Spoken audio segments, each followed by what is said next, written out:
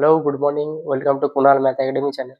আজকে আমি তোমাদের টেকনিশিয়ানের প্রিভিয়াস ইয়ারের অ্যারিথমেটিকের কিছু কোশ্চেন তোমাদের সাথে করব। ঠিক আছে, দেখো এখানে দেওয়া আছে 0.1 ইন্টু 0.001 ইন্টু 0.0001 ইন্টু 10⁻6 এর মান কত এখানে আমরা দেখব।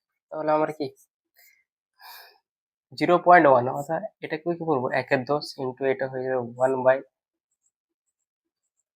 1/1000 ইন্টু এটা হয়ে যাবে 1/10,000 ইন্টু 10⁻6 অর্থাৎ কটা শূন্য, ছটা শূন্য, 1 2 3 4 5 6, 1 2 3 4 চারটা শূন্য কেটে দিলাম, আবার দুটো শূন্য কেটে দিলাম। তার আমাদের কত পড়ে থাকলো এখানে 1/1 কি হয়, 1 বাই আমাদের হবে 100। তাহলে আমাদের এখানে অ্যান্সার হবে 0.01। আমাদের কারেক্ট 0.01/100 দেওয়া আছে এখানে অ্যান্সার, তাহলে আমাদের রাইট অ্যান্সার হবে 2। নেক্সট আমরা 2 নম্বর কোশ্চেন দেখবো। এক ব্যক্তি 6 বছরের জন্য দেখো 7.5% সরল সুদে ৬৫,০০০ টাকা নিবেশ করে 6 বছর পর মোট কত টাকা পাবে। তাহলে ভাই 6 বছরের সুদটা বের করে নেবো। এখানে দেখো ৬৫,০০০ ইন্টু 7.5% অর্থাৎ 15/2। আমরা এখানে করতে পারি 15/2 ইন্টু 6 বছর ইন্টু 100 সমান আমাদের কত সেটা আমরা বের করবো। ঠিক আছে, যদি আমাদের এটা ক্যালকুলেশন করা হয় তাহলে দেখো কত হবে, দুটো শূন্য কেটে যাবে, শূন্য কেটে যাবে এখানে, 2 3 6। তাহলে আমাদের কত হচ্ছে, 3 × 15 = 45, 65 ইন্টু 45 গুণ করলে কত হয়, 5 × 5 = 25, 5 হাতে 2 30, 32, 5 আর 20 শূন্য হাতে 2 24, 2 26, কত হচ্ছে 5292, কত হচ্ছে 29, 2 5 0, 29,250। তাহলে আমাদের এইখানে সুদ পেয়ে গেলাম 29,250। তাহলে সুদ আসল কত হবে, তাহলে এর সাথে আমার 65,000 যদি যোগ করে দিই তাহলে মোট আমরা কত বলেছি, মোট কত টাকা পাবে। তাহলে আমাদের 65,000, এই 65,000-এর সাথে আমরা যদি 29,250 যোগ করে দিই আমরা, তাহলে সেই টাকাটা আমাদের 6 বছর পর পাবে। 9/14 হাতে 1 হবে। আমাদের এখানে দেখো 6 বছর পর মোট কত টাকা পাবে, 94,250 টাকা। তাহলে আমাদের কোনো অপশন এইখানে দেখো, এখানে অপশনটা ভুল করেছি, 94,250, এটা 94 হবে। তাহলে আমাদের 2 নম্বর অপশন কারেক্ট হবে। ওকে, নেক্সট আমরা 3 নম্বর কোশ্চেন দেখবো। দুটি সংখ্যার অনুপাত দেওয়া আছে 7:5। যদি সংখ্যা দুটির পার্থক্য 360 হয় তবে বড় সংখ্যাটি কত, কিভাবে করবে দেখো। তাহলে একটি সংখ্যা যদি 7x হয়, অপর সংখ্যাটি কত হবে 5x, তাহলে এর পার্থক্যই দেওয়া আছে আমাদের কত, 360। ওকে, তাহলে 2x এর ভ্যালু কত হবে, 360, x এর ভ্যালু কত হবে 180। তাহলে x এর ভ্যালু যদি 180 হয়, বড় সংখ্যা কি আমাদের 7x, তাহলে আমাদের বড় সংখ্যাটি হবে 7 × 180, কত হবে 7 0 7 8 56 6 হাতে 5 হাতে 1260। তাহলে আমাদের কারেক্ট অ্যান্সার হবে, দেখো এখানে অপশন নম্বর 1 কারেক্ট অ্যান্সার 1260। ওকে, নেক্সট আমরা দেখবো 4 নম্বর কোয়েশ্চেন। দেখো যদি x এর 75% 1,500 এর 15% থেকে 15 কম হয়, তাহলে আমাদের কি করবো প্রথমে, তাহলে 1,500 এর 15% এর 15%, 15% মানে কি 15/100, 1,500 এর 15% থেকে x এর 75% কত কম হবে, x এর 75%, এটা কত কম 15 কম, এটাই আমাদের দেওয়া আছে। এই সমাধানটা করলে আমাদের অ্যান্সার বেরিয়ে যাবে। যদি আমরা ক্যান্সেল করি তাহলে এখানে হয় 15 225 মাইনাস 3x 4, তাহলে আমাদের কত হচ্ছে 3x/4 সমান 1। ওকে, এবার দেখো 3x/4, তাহলে আমাদের কি হবে 3x/4 সমান কি হবে, 3x/4টাকে যদি ওদিকে নিয়ে যায় প্লাস হবে, তাহলে আমাদের 225 মাইনাস 15 হবে। ঠিক আছে, ওকে, এবার দেখো 3x/4 এর ভ্যালু কত হচ্ছে আমাদের, 225 থেকে 15 বিয়োগ করলে কত হবে 210। তাহলে 3x এর মান কত হবে 4 × 210, আর x এর ভ্যালু কি হবে 4 × 210/3, তাহলে আমাদের অ্যান্সার হবে 3×7=21, 4×7=28, তাহলে 280 আমাদের কারেক্ট অ্যান্সার। তাহলে আমাদের অপশন নাম্বার 2 আমাদের হবে কারেক্ট অ্যান্সার। নেক্সট আমরা দেখবো 5 নম্বর কোয়েশ্চেন আমরা দেখবো। দেখো, অমিতা একটি ল্যাপটপ ধার্য মূল্যের উপর 20% ছাড় পেয়েছে। যদি সে 28,400 টাকা দিয়ে থাকে তবে ল্যাপটপের ধার্য মূল্য কত ছিল? তাহলে আমাদের মার্ক প্রাইসের উপর আমাদের 20% ছাড় পেয়েছে। যদি আমাদের মার্ক প্রাইস সেলিং প্রাইস, ওকে, মার্ক প্রাইস যদি আমাদের 100 হয়, 20% ছাড় পেয়েছে, তাহলে সেলিং প্রাইস আমাদের কত হবে? 80 হবে। ঠিক আছে, এখানে দেখো সেলিং প্রাইস সে কিনেছে কত টাকায়? 28,400 টাকায়।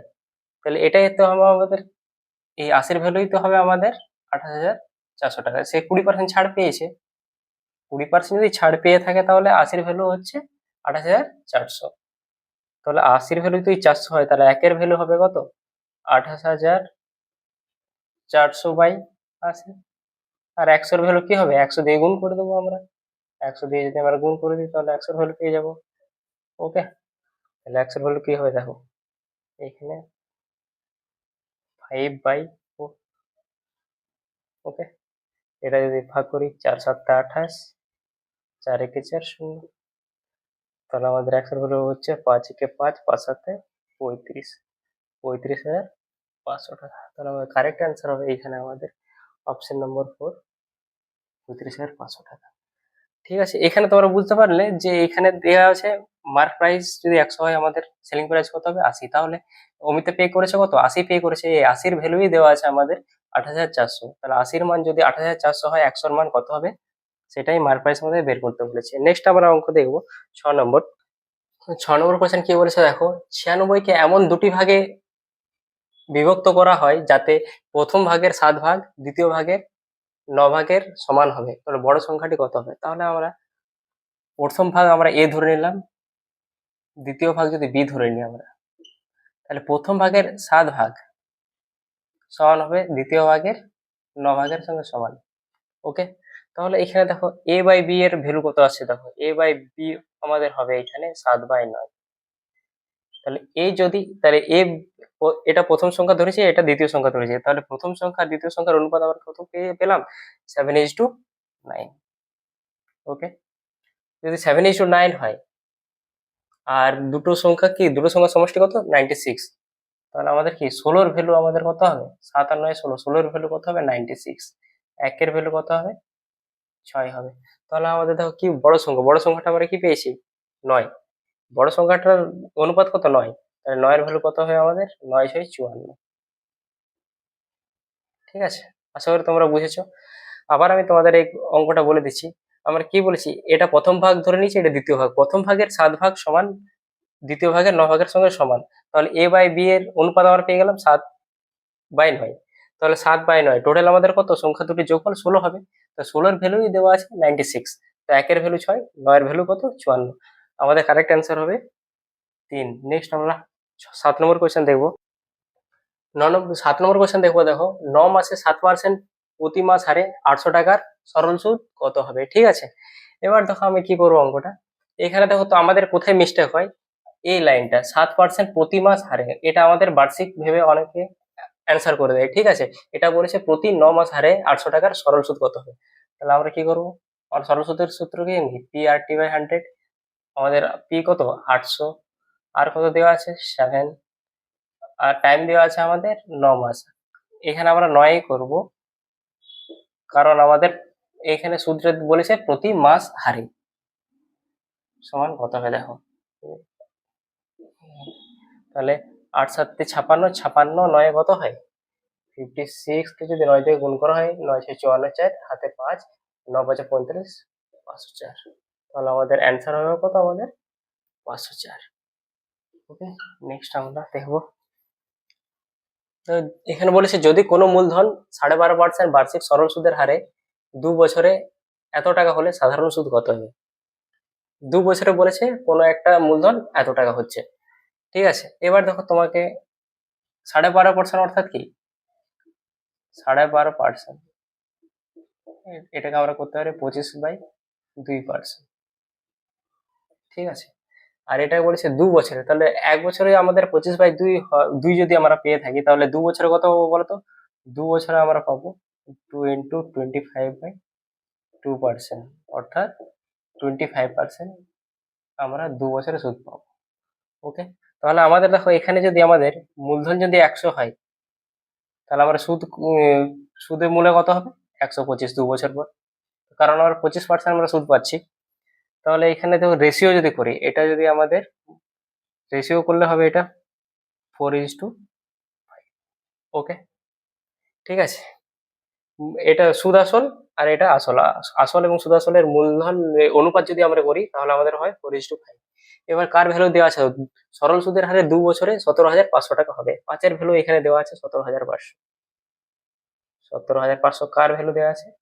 এই 5-এর ভ্যালুই দেওয়া আছে 17,500। তাহলে আমাদের কার ভ্যালু বের করতে হবে? এখানে কি করে সাধারণ সুদ কত, সুদ আমাদের কত সেটা বের করতে হবে। সুদ আমাদের কত? 5 থেকে যদি আমার 4 বিয়োগ করা হয়, তাহলে কত আমরা পাবো? 1। সুদ কত পাবো আমরা?